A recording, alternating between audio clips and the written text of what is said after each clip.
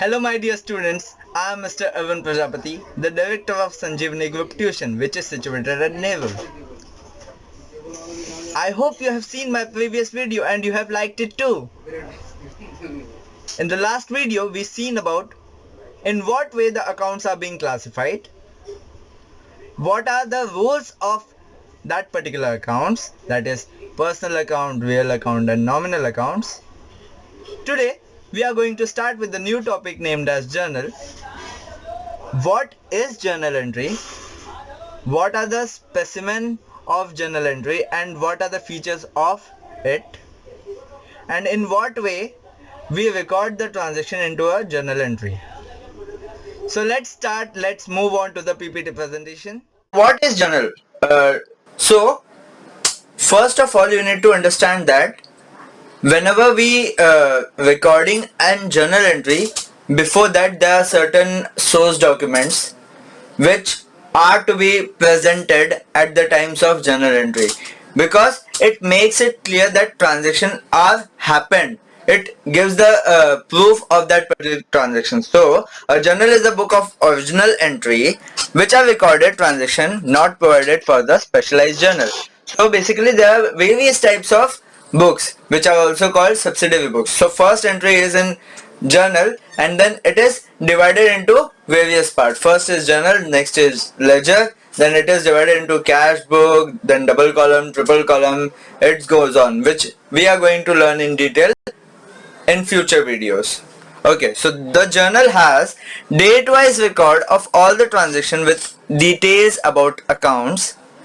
It helps to understand the events when it took place. So we get the every detail of all the transaction in a chronological order as it is happening. Okay, next. So what does the specimen of journal entry includes? Basically what are the columns includes in a journal entry? So first is date, which clearly mentions the date of the transaction. Then is particulars, which clearly mention what accounts are debited or what accounts are credited with a short narration. Narration is nothing but what actually you are doing into the transaction. Next, ledger folio. It gives the reference from journal to the ledger. It gives the reference that this journal entry is posted to which page number of which account. Next, debit amount, that means whatever the amount is debited, so amount of debit, and credit amount means amount of credit.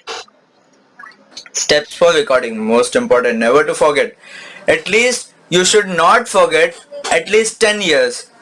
I always say that you should not forget this for your whole life if you are a commerce student. Okay. So first is identify the parties.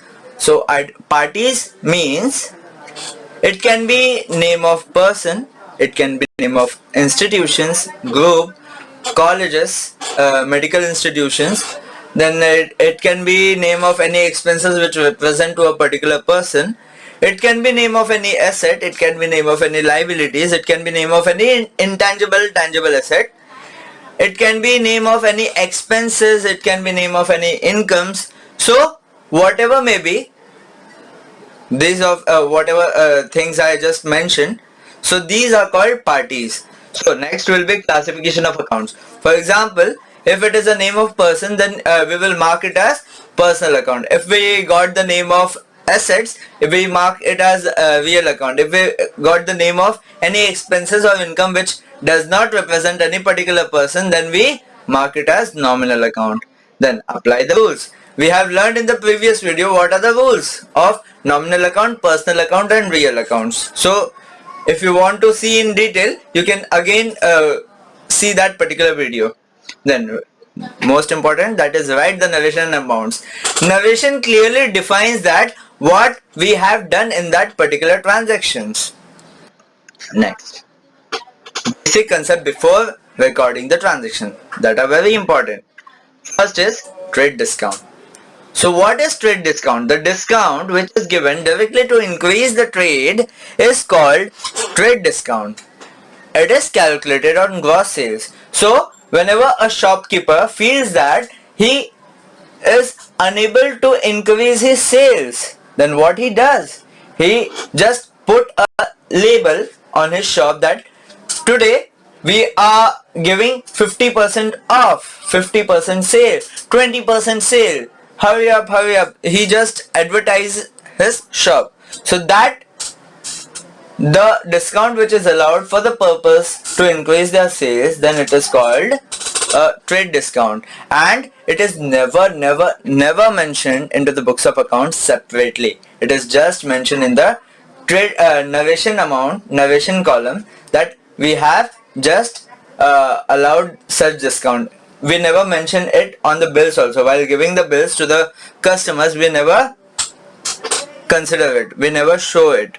So for example, if a skirt is sold for 12,000 at 10% trade discount, that means he will deduct 10% trade discount from the total amount, that means 1,200. That means a customer needs to pay only 10,800, and the shopkeeper will only show in the bill only 10,800. He will not mention about what just happened with the amount of 1,200. Where does the 1,200? There are no consideration. He will not include anywhere, just because the main purpose was to increase his sale, which have been accomplished. Next, cash discount. So the discount which is allowed to receive or to acquire the complete cash, to recover the complete cash. So what do we mean by that?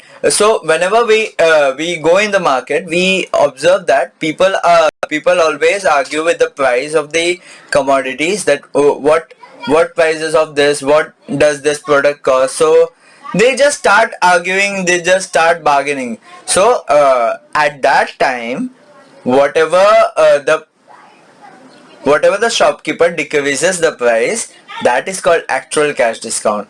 So you need to keep in mind that it is always calculated on the amount which is paid in cash. That means whatever cash we are paying immediately, on that particular amount only the cash discount is calculated. For example, if the skirt is sold for 12,000 and 10% trade discount and 5% cash discount, at the same time customer pays 8,000 immediately. Now here see the calculation. First selling price is 12,000. So first he will minus the trade discount, that is 1,200. Then total is 10,800. Now what cash amount is paid in the transaction? So here we can see that at the same time,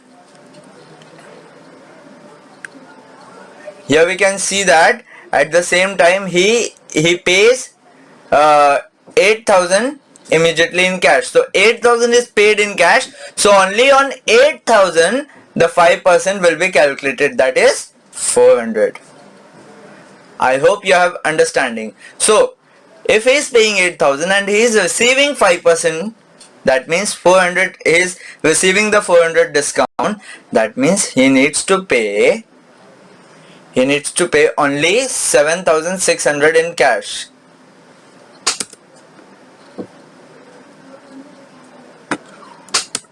So he needs to pay only 7,600 in cash. That means balance remains only 2,200. That's it.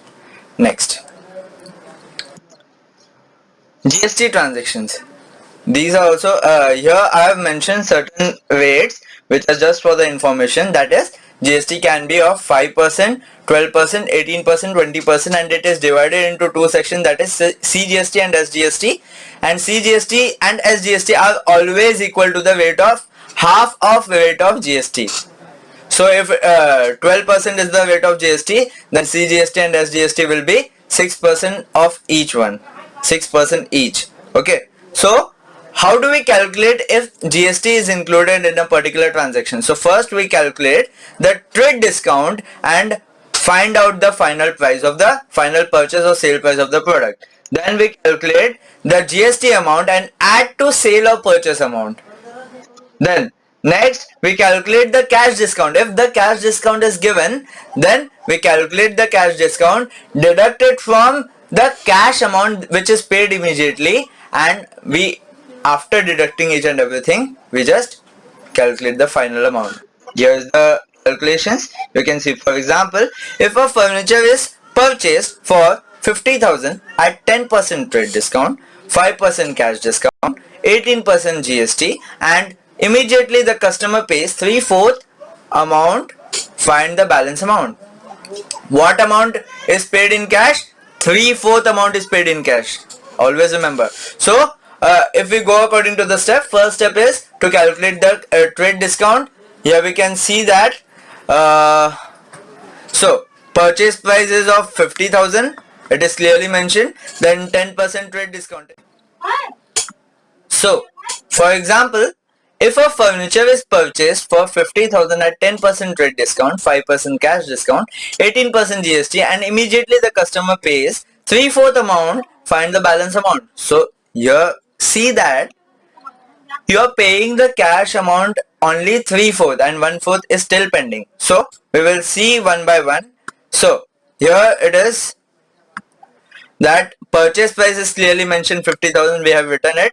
Then according to the step, first we will calculate the trade discount, that is 10% trade discount, and 10% of 50,000 is 5,000, which is after deducting it we get the amount as 45,000. So first we will calculate the net sale price or purchase price. Then next point will be, if whatever the GST will be, we just add it. So 9% CGST and 9% as GST. So 18% GST of 45,000 is 8,100. So after adding, because GST is always paid exclusively, it is not inclusive in the total amount. So now here the total becomes 53,100. Now, while calculating the cash discount, we need to understand that what amount we are paying in cash. So we are paying the 3/4 of the total amount. That means 3/4 of the 53,100, and 3/4 of 53,100 is only 39,825. So उसका हम लोग 5% cash discount calculate करेंगे. So what is 5% on 39,825? It is 1,991. Then, so if he is paying the cash amount 39,825, then the shopkeeper will deduct 1,991 and consider that only this much cash is paid. But this whole all the things are paid in cash. Therefore, the total final amount remains is 13,275. So this is the way how we calculate the GST transaction. Next example. Here we are going to start the journal entries. How, in what way we are going to pass on the journal entry.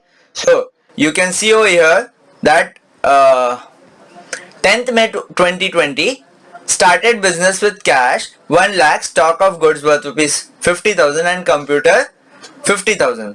So as I told you that there are certain steps. So what is the first step? That is, first step is identify the parties. So what are the parties? So cash is a name of asset, stock is a name of asset, then computer is a name of asset. We just find all the parties that I have mentioned previously in this video only. So whenever we start a particular business, that means whenever we invest certain things at the time of starting, that means initial investment, that is called capital. So this is also a party. Now what is cash? So it is a name of asset, so it is real account. What is stock? It is a name of asset, so it is a real account. This is classification of account. What is computer? So it is an asset, that means it is a real account. Then what is capital? It is a personal account.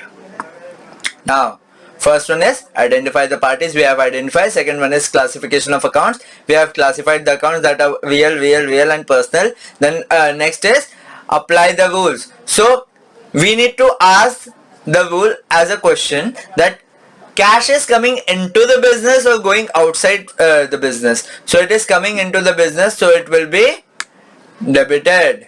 Then stock is coming into the business, so it will be debited. Then computer also coming into the business, so it will be debited, and capital is given by the proprietor, so it will be credited. So here comes the transaction. That means cash is debited, stock is debited, computer is debited, and capital will be credited. So here we can see the transaction, that is cash account debit, the amount of debit, then stock account debit, the amount of stock, computer account debit, the amount of computer. So these are the initial investment into the business. So these all are called capital. That's why capital account is credited, and whatever the debit amount should match the credit amount, because when you are paying me certain amount, that means for example, if you pay me 5,000 rupees, that means you will consider that you have paid 5,000 and I will consider that I have received 5,000. 5,000 will be an expense for you guys, and 5,000 will be an income for me. So whatever the expense, that is debited, whatever income, that is credited. So in that way, debit and credit amount should always match. If it is not done, that means you have incorrected, you have affect the wrong entry. Then here also, purchase goods from Kiran. So one is purchase. Now you will say that goods is also a type of asset. So goods account is not an account in the books of accounts. Then purchase is a expense, so it is a nominal account. And Kiran is a name of person, so it is a personal account. Then now purchase is an expense, so debit all expenses, credit all income and gains. So we debit all expenses, so it is debited. And Kiran is receiving or giving, so here we read purchase goods from Kiran. That means we are purchasing goods from Kiran. That means Kiran is giving the goods, so Kiran is the giver. Therefore debit the receiver and credit the giver. So in this way we record the transaction. Now we can see the entry, that is purchase account debit 40,000 and Kiran account credit 40,000. So always your debit and credit amount should match. Next, but not the least, last entry of today's video. So here we go. That is here we can see that purchased furniture of 30,000 at the rate of 18%. Okay, so 15th May 2020. Now here also there is a purchase, there is a furniture, there is a cash, there is a GST. Okay, now think, listen it carefully. Whenever there is a purchase and it is mentioned clear that what we are purchasing, then purchase and sales are not mentioned. Okay, so if we don't know that what we are actually purchasing, then all the accounts should be excluded. Purchase and sales will be excluded. When we know that what we are recording, what we are purchasing or what we are selling, then purchase and sales is not mentioned. And when we don't know what we are purchasing or what we are selling, then only purchase and sales will be come. So here this will not come as a party. So furniture is a party and it is a name of asset, so it is a real account. Cash is a asset, so it is a real account. GST, here also we consider two things, that is purchase होगा तो अगर purchase होगा तो input CGST and input SGST. So in this way, input CGST is an expense, so it is a nominal account. Input SGST is an expense, so it is a nominal account. And real accounts of furniture is coming in, debit what comes in, credit what goes out, so it is coming in, therefore it is debited. Cash is going out while purchasing, cash is going out, so debit what comes in, credit what goes out. And nominal account is an expense, so debit all expenses and credit all income and gains. Then here also it is an expense, so it also will be debited. So first of all, we see the transaction how it is recorded, that is Furniture was debited, so furniture 30,000. Input CGST and SGST are half. That means 9% of 30,000 2,700 and 9% of 30,000 2,700. In this way, we are paying completely 35,400. Always we should match the debit amount and credit amount. Okay. So in this way, we record the transactions. I hope you have understood. Thanks for watching, my dear students. I hope you have understood all the concepts which I have considered. In the next video, we are going to learn in detail with a proper illustration, with a complete 12 transactions illustration. So please like, share and subscribe and click on the bell icon to get notified whenever we upload a new video. Thank you.